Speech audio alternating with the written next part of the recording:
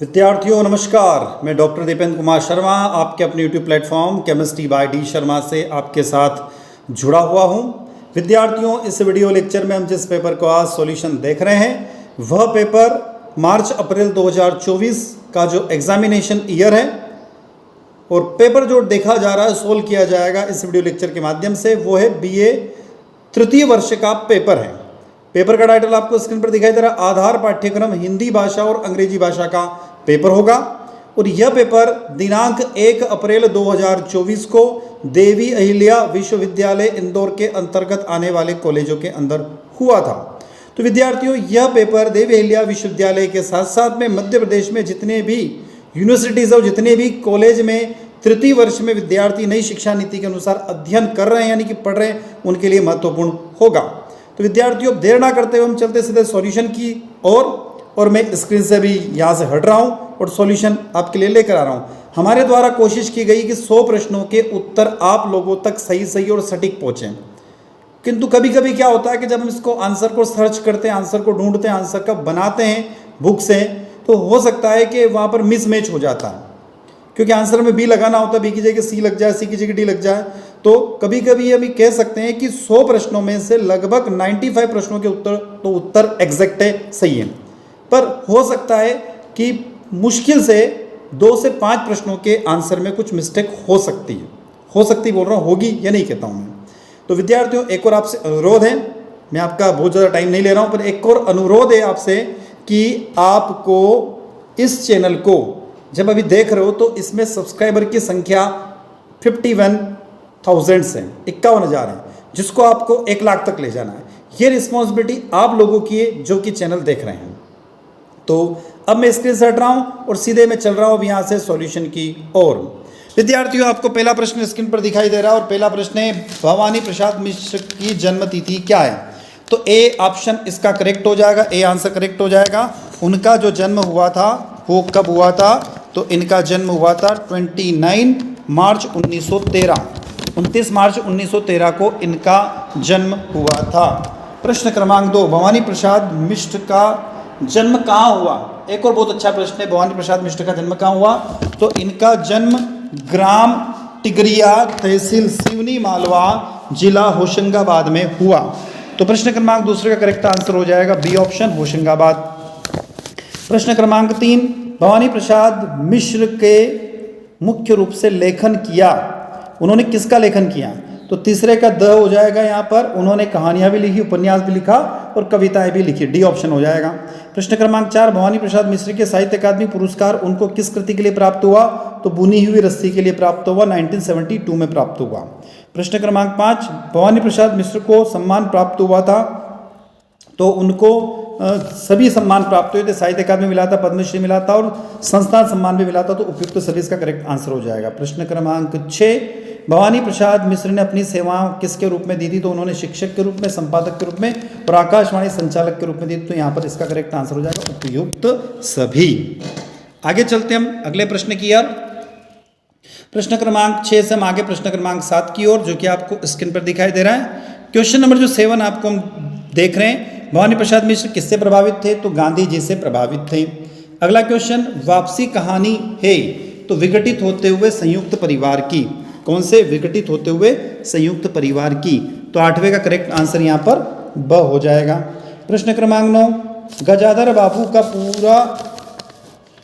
बाबू की पुत्री का नाम क्या था? तो उसका नाम जो था वो हम लोगों ने जब वापसी कहानी पढ़ी थी वीडियो लेक्चर में, तो उसमें आपने देखा होगा, तो उसका नाम यहाँ पर बसंती था। क्या था? ए ऑप्शन हो जाएगा, बसंती 9वें का। प्रश्न क्रमांक 10, गजाधर बाबू को नई नौकरी कहाँ मिली? तो उनको मिली थी चीनी मिल में। कहाँ पर मिली थी नौकरी? कहीं मिली, सॉरी, प्रश्न क्रमांक 10 का करेक्ट आंसर यहाँ पर ब हो जाएगा, वो रेलवे विभाग में नौकरी करते थे। प्रश्न क्रमांक 11, गजाधर बाबू की चारपाई कहाँ स्थानांतरित की गई थी? तो 11वें प्रश्न का करेक्ट आंसर हो जाएगा ब, पत्नी के कमरे में। प्रश्न क्रमांक 12, उषा प्रियवृंदा 2007 में कौन सा पुरस्कार उनको प्राप्त हुआ था? तो 12 का करेक्ट आंसर यहाँ पर पद्म भूषण हो सकता है, उनको मिला था 2007 में पद्म भूषण डॉक्टर मोटरी सत्यनारायण पुरस्कार प्राप्त हुआ था। याद रखिएगा, पद्म भूषण तो नहीं मिला था उनको, पर पद्म भूषण डॉक्टर मोटरी सत्यनारायण पुरस्कार उनको प्राप्त हुआ था। 12वें प्रश्न का करेक्ट आंसर यहाँ पर हमने देखा। आगे चलते हैं, प्रश्न क्रमांक 13, उषा प्रियवंदा की यादगार कहानी कौन सी है? तो जिंदगी और गुलाब के फूल, एक कोई दूसरा, और ये कितना बड़ा झूठ, अर्थात उपयुक्त सभी करेक्ट आंसर हो जाएगा। 13 का डी हो जाएगा। प्रश्न क्रमांक 14, उषा प्रियवंदा की जन्म तिथि क्या है? तो प्रश्न क्रमांक 14 का करेक्ट आंसर यहाँ पर हो जाएगा ब ऑप्शन हो जाएगा। ब ऑप्शन में क्या दिया हुआ है? तो 24 दिसंबर 1930 दिया हुआ है।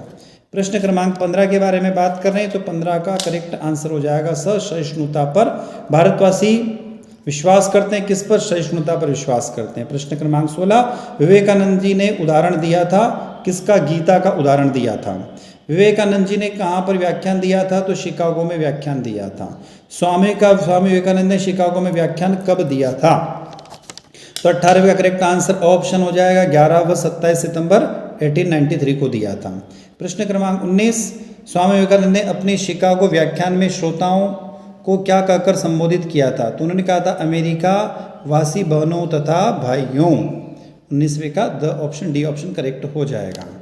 अब आ जाते हैं हम क्वेश्चन नंबर 20 की तरफ। प्रश्न क्रमांक 20 आपको स्क्रीन पर दिखाई दे रहा है। क्वेश्चन नंबर 20, विवेकानंद चाहते थे।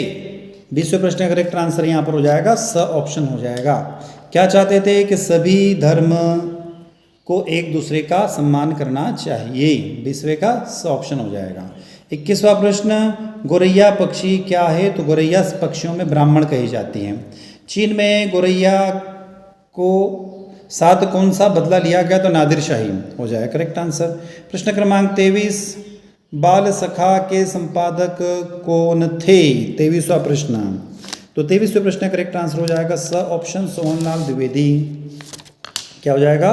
सोहनलाल द्विवेदी। प्रश्न क्रमांक 24, हमारे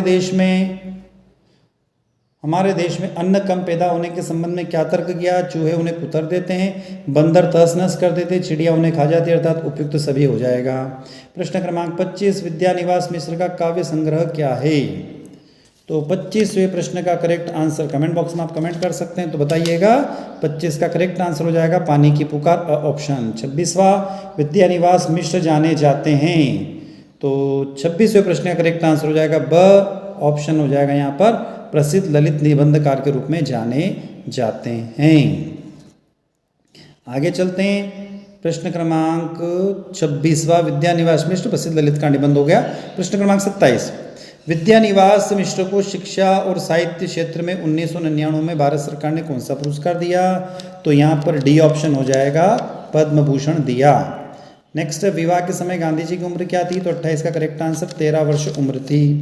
29वां प्रश्न, किस नाटक को देखकर गांधी जी ने बचपन में ही सत्य का पालन के बारे में उन्होंने सोच लिया था? तो हरिश्चंद्र नाटक है। 29 का यहाँ पर स हो जाएगा हरिश्चंद्र। 30वां प्रश्न, गांधी जी ने विवाह को लेकर किस प्रकार की निजी हानि की बात कही थी? तो 1 साल व्यर्थ में बीत गया, उन्होंने ऐसा कहा था। तीसरे प्रश्न क्रमांक 30 का अ ऑप्शन हो जाएगा। 31वां प्रश्न, गांधी जी ने को किस भाषा सीखने में अधिक रस आया? तो 31 का स ऑप्शन हो जाएगा, संस्कृत भाषा सीखने को उनको अधिक रस आया। प्रश्न क्रमांक 32, गांधी जी को मैट्रिक परीक्षा कब पास की? उन्होंने कब उत्तीर्ण की? तो 32वें प्रश्न का करेक्ट आंसर हो जाएगा यहाँ पर 1887 में। याद रखिएगा कब? 1887 में। क्वेश्चन नंबर 33, 33 के पास आ गए हम। गांधी जी ने अपनी आत्मकथा में हवेली किसे कहा? तो उन्होंने वैष्णव मंदिर को कहा। फारसी धर्म के संस्थापक ज़रूथ्रुज, डी ऑप्शन हो जाएगा। प्रश्न क्रमांक 35, सूफी शब्द का अर्थ पवित्र होता है। प्रश्न क्रमांक 36, सिख धर्म के 10वें गुरु कौन हैं? बताइए कमेंट बॉक्स में विद्यार्थियों, फटाफट आगे बढ़ रहे हम लोग। 36वें का यहाँ पर हो जाएगा द ऑप्शन, गुरु गोविंद सिंह। 37वां, पुरानी बाइबिल यहूदी धर्म के लिए पैगंबर द्वारा लिखी गई। तो 37वें प्रश्न का करेक्ट आंसर हो जाएगा अ ऑप्शन, हजरत दाऊद और हजरत मूसा के द्वारा। 38वां प्रश्न, महात्मा बुद्ध ने किसने आर्य सत्य बताया है? तो 38 का करेक्ट आंसर बताइए विद्यार्थियों। ब ऑप्शन हो जाएगा यहाँ पर क्या हो जाएगा? ब ऑप्शन 4। आगे चलते हैं, क्वेश्चन नंबर 39 की तरफ आ जाते हैं हम लोग अब। प्रश्न क्रमांक 39। प्रश्न क्रमांक 39 जो है वो जैन धर्म से संबंधित है। जैन धर्म में कितने महातों का महत्व दिया गया? तो 39 का करेक्ट आंसर यहाँ पर स हो जाएगा। क्या हो जाएगा विद्यार्थियों? स हो जाएगा 5। नेक्स्ट है, भारत में किस धर्म में क्या विदेश द्वारा प्रचार प्रसार किया गया? तो बौद्ध धर्म का। 40वां, रचना की दृष्टि से वाक्य के कितने भेद होते हैं? तो 41वें प्रश्न का करेक्ट आंसर हो जाएगा ऑप्शन 3 भेद होते हैं। सरल वाक्य, मिश्रित वाक्य तो संयुक्त वाक्य। व्याकरण की दृष्टि से भाषा की त्रुटिपूर्ण प्रयोग को क्या कहा जाता है? अशुद्धि कहा जाता है। 43वां क्वेश्चन, आप कहाँ थे? प्रश्न पूछ लिया किसी ने, प्रश्नवाचक हो जाएगा। 44, अर्थ के आधार पर वाक्य के प्रकार बताइए। तो 8 प्रकार होते हैं। प्रश्न क्रमांक 45, पूजनीय का शुद्ध रूप क्या हो जाएगा? द ऑप्शन पूजनीय। 46, अनुवाद कितने, विद्यार्थियों चलते हैं क्वेश्चन नंबर 46। अनुवाद में कितनी भाषा का होना आवश्यक है? तो अनुवाद में 2 भाषा का होना आवश्यक है। जैसे हमने हिंदी और इंग्लिश की बात करी, हिंदी से इंग्लिश, इंग्लिश से हिंदी में आपने ट्रांसलेशन किया तो 2 भाषा। अनुवादक करने वाले को क्या कहते हैं? अनुवादक कहते हैं। 48, लोकतंत्र का अर्थ क्या होता है? जनता का शासन। 49, भाषा ज्ञान का माध्यम है। तो भाषा कला के ज्ञान का माध्यम है। 50वां प्रश्न, समरसता का मतलब क्या होता है? समानता। तो 50वें प्रश्न का करेक्ट आंसर हो जाएगा यहाँ पर स ऑप्शन। तो विद्यार्थियों ये तो थे आपके हिंदी के 50 प्रश्नों का सॉल्यूशन। अब हम चलते हैं यहाँ से अंग्रेजी के 50 प्रश्नों के सॉल्यूशन की ओर। विद्यार्थियों अब हम आ गए यहाँ से हिंदी भाषा के 50 प्रश्नों के सॉल्यूशन के बाद अंग्रेजी भाषा के 50 प्रश्नों के सॉल्यूशन की ओर। तो यहाँ पर आपको इन 50 प्रश्नों में से 18 प्रश्नों के उत्तर सटीक और सही देना होंगे। पहला प्रश्न आपको क्या दिखाई दे रहा है? तो the glides of the train, the poem, the express is compared to. तो यहाँ पर हो जाएगा पहले प्रश्न का correct answer A, walk of queen. जो ट्रेन चलती हुई एक रानी की तरह चलती हुई दिखाई देती है। प्रश्न क्रमांक 2, how does a train, the poem, the express move ahead. तो प्रश्न क्रमांक 2 का करेक्ट आंसर हो जाएगा यहाँ पर B option, it move ahead without going to any one and showing any concern. प्रश्न क्रमांक 3, according to the poem words is too much with us, what have the human beings given away. तो विद्यार्थियों तीसरे प्रश्न का correct answer जो हमने ढूंढा है उसमें हमें 2 अलग अलग आंसर मिले। तो इसमें आप थोड़ा सा कंफ्यूजन वाला मामला है, तो आप कमेंट बॉक्स में इसका एग्जैक्ट आंसर आप लोग कहीं मिलता है तो आप कमेंट बॉक्स में कमेंट करके जरूर बताएं प्रश्न क्रमांक 3 का आंसर। प्रश्न क्रमांक 4 की तरफ चल रहे हैं। The speaker in the words is too much with us, feel the humanities has lost touch with.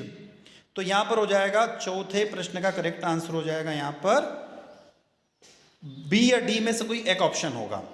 तो यहां पर डी लग रहा है मुझे, टेक्नोलॉजिकल एडवांसमेंट, टेक्नोलॉजिकल हो जाएगा करेक्ट आंसर इसमें। प्रश्न क्रमांक 5, प्रश्न क्रमांक 5 की तरफ यदि हम लोग चलते हैं तो प्रश्न क्रमांक 5 दिया, we does the perhaps we are of tunes, suggest the poem the words is too much with us. तो we are out of harmony with ourselves. तो 4-5 का करेक्ट आंसर डी हो जाएगा यहां पर। प्रश्न क्रमांक 6, why does the narrator's my financial career decide the open bank accounts. तो he plan to invite in stock market. Sorry, प्रश्न क्रमांक 6 का करेक्ट आंसर यहां पर बी हो जाएगा, he received a salary increases. 6 का करेक्ट आंसर बी हो जाएगा। करेक्ट, क्या करेक्ट आंसर है 6 प्रश्न का? बी। 7वां, how does the narrators of my financial career. तो 7वें प्रश्न का करेक्ट आंसर हो जाएगा सी ऑप्शन यहां पर हो जाएगा। प्रश्न क्रमांक 8, why did Mark Twain decide to answer all the baseless change labelled on hims. तो प्रश्न क्रमांक 8वें प्रश्न का करेक्ट आंसर हो जाएगा यहां पर C option, there was no way expected answering the charging because the felt. प्रश्न क्रमांक 9, वाज मार्क ट्वेन फाउंड। तो प्रश्न क्रमांक 9 का करेक्ट आंसर यहां पर ए ऑप्शन हो जाएगा, no he was not, it was a fake news. Question number 10, why did Mark Twain decide to withdraw his name from candidate. तो प्रश्न क्रमांक 10 का करेक्ट आंसर हो जाएगा D, both B and C. आगे चलते हैं, यहाँ पर दिया हुआ है ट्रू और फॉल्स आपको बताना है। प्रश्न क्रमांक 11 से लगाकर लगभग 19 या 20 तक आपको ट्रू एंड फॉल्स देखते हैं हम लोग। तो पहला देगा the speaker in the poem the words is too much with us believe. तो प्रश्न क्रमांक 11 का करेक्ट आंसर हो जाएगा ए ऑप्शन ट्रू। प्रश्न क्रमांक 12 Wordsworth admired to ancients Greek for the embrace of nature in the poem, तो false हो जाएगा। प्रश्न क्रमांक 13 का करेक्ट आंसर हो जाएगा ट्रू। इसी प्रकार 14 का भी इन द एंड, प्रश्न क्रमांक 14 का भी ट्रू हो जाएगा।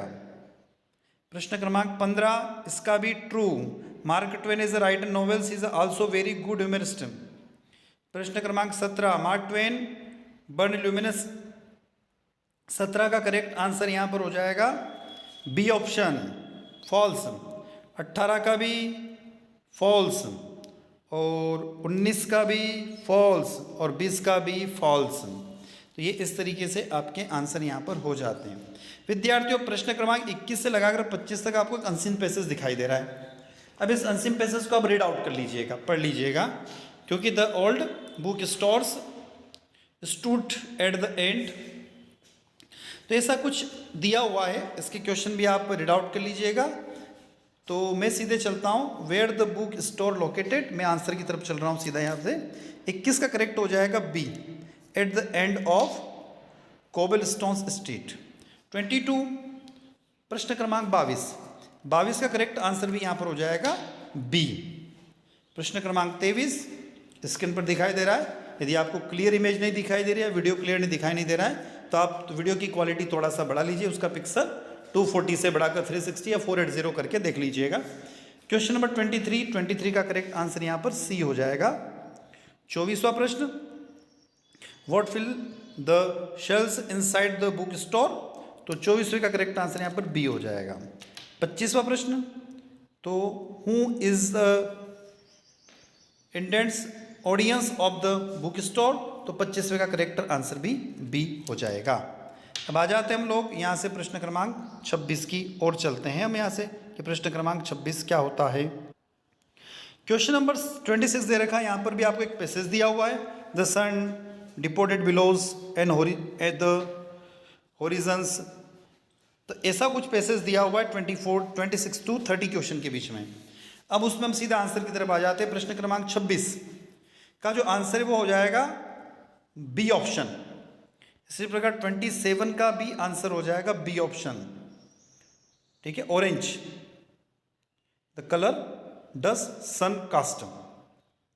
28 का करेक्ट आंसर द विस्पर्स, 28 का करेक्ट आंसर भी बी हो जाएगा। 29 वाट,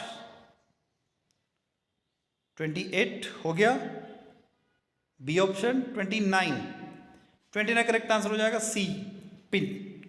प्रश्न क्रमांक 30वां प्रश्न, 30वें प्रश्न का करेक्ट आंसर हो जाएगा A option, reflection and pieces. 31वां प्रश्न, 31वें प्रश्न का correct answer using the clear transistor between the paragraphs. तो which of the following is an effective strategy for the improving essay cohesives, तो करेक्ट आंसर यहाँ पे हो जाएगा इसका 31 का B option. Question number 32 what is the primary purpose of a introduction of an essay. जब हम कोई ऐसे लिखते हैं तो उसका प्राइमरी पर्पस क्या होता है, तो ऐसे का प्राइमरी पर्पस जब हम देखते हैं तो प्रश्न क्रमांक 32 का करेक्ट ऑप्शन यहाँ पर हो जाएगा आपका ए ऑप्शन हो जाएगा। क्या दे रखा, providing the summary of the main points. आप सबसे पहले इंट्रोडक्शन में क्या करते हो कि आपकी जो मेन पॉइंट ऑफ इंट्रोडक्शन बताने की कोशिश करते हो कि हमें इस ऐसे में ये लिखेंगे। प्रश्न क्रमांक 33वां एक फिलिंग द ब्लैंक्स दिया हुआ, I am going to boings, तो 33वें प्रश्न का करेक्ट आंसर हो जाएगा यहाँ पर ए ऑप्शन, BORROW। 34वां प्रश्न, 34वें प्रश्न का करेक्ट आंसर भी क्या हो जाएगा, ए हो जाएगा। Ensure, I have to ensure, तो इंश्योर की स्पेलिंग होती है ENSURE। 35वां प्रश्न, शी हैड टू, 35वें प्रश्न का करेक्ट आंसर हो जाएगा यहाँ पर बी ऑप्शन, चूज, CHOOSE। 36वां प्रश्न, what does the proverb too many cooks spoils the broth.